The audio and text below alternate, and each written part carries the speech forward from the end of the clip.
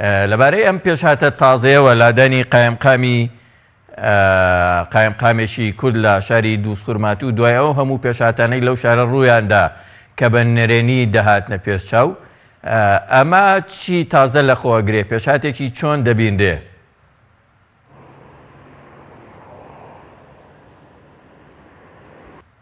زۆر سوپاس مامۆستا عەباس، سوپاس بۆ تۆ بۆ بینەرانی کەناڵی ئاسمانی پەیام. دیارە لە دوای 16 ئۆکتۆبەرەوە بەردەوام لە سنووری ناوچەکانی دەرەوەی ئیدارەی هەرێمی کوردستان بە تایبەتی لە قەزای خوورماتوو هەوڵ دەدرێت کە ئەو شوێنانەی کە کوردی لێ بۆ ئێستا کوردەکان نەماون و چوونەتە سلێمانی و هەولێر بە خەڵکی تورکمان بە تایبەتی تورکمانی شیعە ئەو پۆستانە پڕ بکرێتەوە. ئەنجومەنی قەزای خوورماتوو پێکهاتووە لە 21 ئەندام حوتیان کوردن، حوتیان عەرەبن، حوتیان تورکمانە. دیارە لە کاتی هاتنی داعش عەرەبەکان زۆر نەدەچوونە ئەنجومەنی قەزای خوورماتوو بەهۆی ئەو بارودۆخەی کە لە ناوچەکەیان دروست بوو. لە دوای 16 ئۆکتۆبەریشەوە ئەو حەوت ئەندامەی کورد لە ئەنجومەنی قەزای دووست نەماون چوونەتە ناوچەکانی هەرێمی کوردستان. بۆیە دوای هەوڵێکی زۆر لەلایەن شیعەکانی خوورماتۆ لە بەبێ گەڕانەوە بۆ پارێزگای سەلاحەدین و ئەنجومەنی پارێزگای سەلاحەدین و حکومەتی عێراقی ئەمڕۆ بە ئامادەبوونی 12 ئەندامی ئەنجومەنی قەزای خوورماتوو کە چواریان لە عەرەبی سوننان، حوتیان لە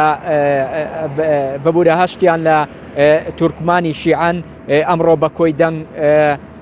بە پێی ئەو ڕێژە یاسایی کە دیاری کراوە شەلال عەبدولقایمقامی قەزای خوورماتوو لە کارەکەی دوور خراوەتەوە و بڕیارەیەکی دابنرێت لە جێگای بۆ ئەوەی جێی شەلال عەبدولقایمقامی خوورماتوو بگرێتەوە. بڵێ بەنسبەتە و وەفدەی کە لە دووسەوە چووە بەغدا و دوایی ڕایگەیان کە بەم نزیکانە هێزێکی بەدیل دێتە شوێنیە و میلیشیانەی کە لەو شارە هەن بۆەوەی وەزعەکە ئاسایی بکرێتەوە، هیچ هەنگاوێکی کردداری بە شوێنیان هاتووە؟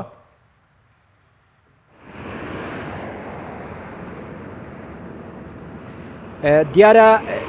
لەگەڵ ئەوەی بەڵێن دراوە ئەو هێزە بهێنێرێتە قەزای خوورماتووە هیچ نەبێ هێزێکی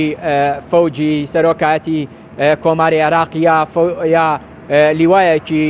پۆلیسی ئیتیحادی بهێننە ئەو ناوچەیە، بەڵام تاکو ئێستا هیچ هەنگاوێکی کردەی نەنراوە بۆ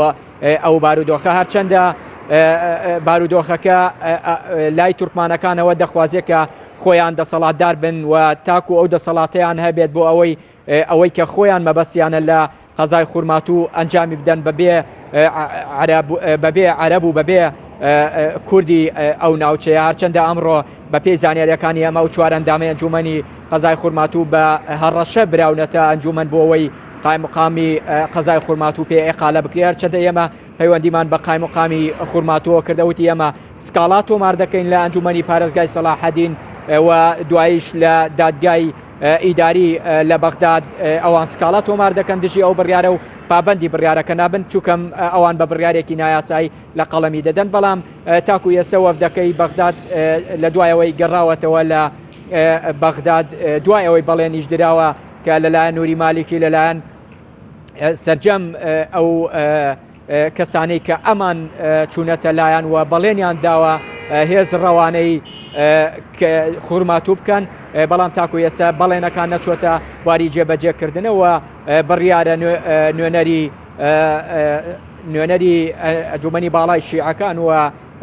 لەگەڵ نوێنەری وەزارەتی ناوخۆ لەگەڵ نوێنەری پەرلەمانی عێراق سەردانی خوورماتوو بکرێت، بەڵام تاکو ئێستا ئەو سەردانە ئەنجام نەدراوە و پێشبینی دەکرێت لە هەفتەکانی داهاتوودا وەفدەکان بێنە خوورماتوو و ئەو لیژنەیە کە بۆ بەدواداچوون بۆ ڕاستیەکان لە قەزای خوورماتوو لە پەرلەمانی عێراق دروستکراوە بێنە دووس خوورماتوو ئەو کاتە لێکۆڵینەوە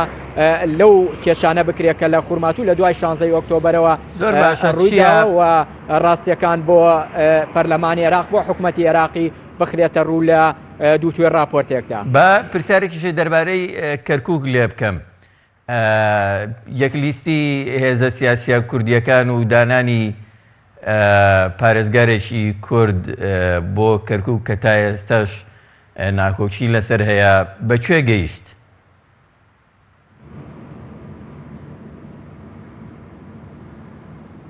بەڵێ سەبارەت بە یەک لیستی حزبە کوردستانیەکانی کەرکووک چەند کۆبوونەوەیەکیان ئەنجام داوە یارە لە کۆبوونەوەکان تاکو ئێستا نەگەشتونەتە بڕیارێکی تەواو بۆ ئەوەی لیستەکە لە کەرکووک دروست بکرێ بە هاوبەش لە هەڵبژاردنەکانی پەرلەمانی عێراق و ئەنجومەنی پارێزگاکان بەشدار بن بڕیارەکان ماونەتەوە بۆ ئەمڕۆ بۆ سبەینێ لەبەرەوەی کاتەکە درێژ کراوەتەوە تا سبەینێ دەتوانرێ هاوپەیمانەتی پێک بهێنرێت ئەمڕۆ سبەینێ سەرجەم یەکلایی دەبێتەوە و حزبەکانیش چاوەڕێ بڕیاری سەروی خۆیان دەکەن کە چی بڕیارێک دەدرێ بۆ ئەو بابەتە سەبارەت بە دانانی پارێزگاری نوێ بۆ کەرکووک تاکو ئێستا ئەمەش پەیوەستە بە ناکۆکیەکانی نێوان لیستی برایەتی ئەنجومەنی پارێزگای کەرکووک چونکە مەگەر لیستی برایەتی ئەنجومەنی پارێزگای کەرکووک سەرجەم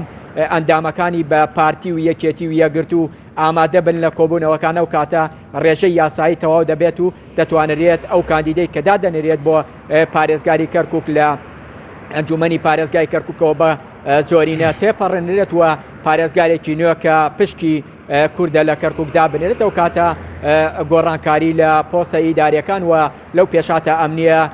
دیسان دروست دەبێتەوە کە لە دوای 16 ئۆکتۆبەرەوە کەرکووک و ناوچەکانی دەرەوە ئیدارەی هەرێمی گرتووەتەوە. بەڵێ سوپاسە چەنووری پێم نێرمان لە شاری کەرکووک سواز بۆ زانیاریەکانت.